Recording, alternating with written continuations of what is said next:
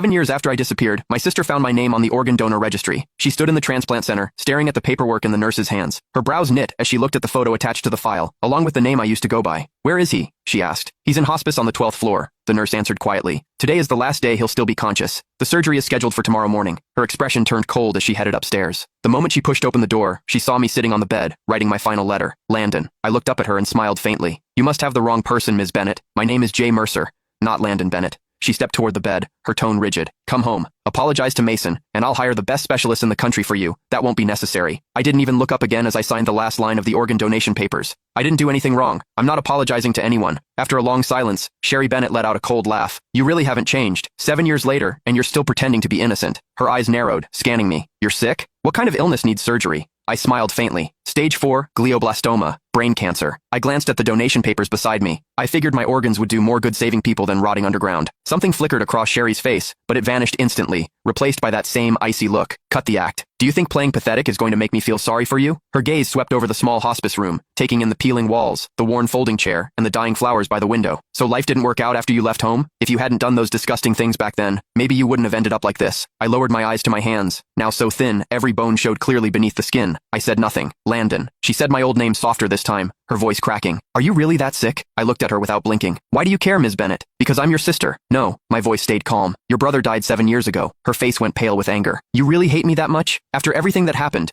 Are you seriously pretending you weren't the one who enough?" I cut her off. "You didn't come here to dig up the past. Say what you actually came to say." She opened her mouth, then hesitated, completely speechless. I gave a soft laugh. "Let me guess. Mason needs a new liver, doesn't he?" Sherry didn't answer. She didn't have to. The way her eyes avoided mine told me everything. I leaned back against the hospital bed, laughing under my breath. "So, that's it. After 7 years, he finally remembered he had an older brother. Today, you came here to ask for my liver?" "Not ask," she corrected sharply. "It's your duty. You agreed to donate before, and Mason needs you again now. He's your brother." I stared at her, amused by how ridiculous she sounded. "Sherry, when you kicked me out 7 years ago, why didn't you remember I was his brother then?" "That was your own fault," she snapped. "If you hadn't done those horrible things to Mason, if you hadn't framed him, I never would have kicked you out." Her voice shook with fury. "You're still lying. Still acting innocent. You think disappearing for 7 years erased what you did?" I slowly closed my eyes as numbness spread through my chest. Even now, she never doubted him. To her, I was always the villain. "Please leave. I need to rest." She grabbed my shoulder hard enough to hurt. "Listen carefully. Mason needs your liver." I opened my eyes, looking at her calmly. "Then he can wait for someone else. My organs are already promised to strangers." Her whole body shook with anger. "How can you be so heartless? Mason saved my life back then.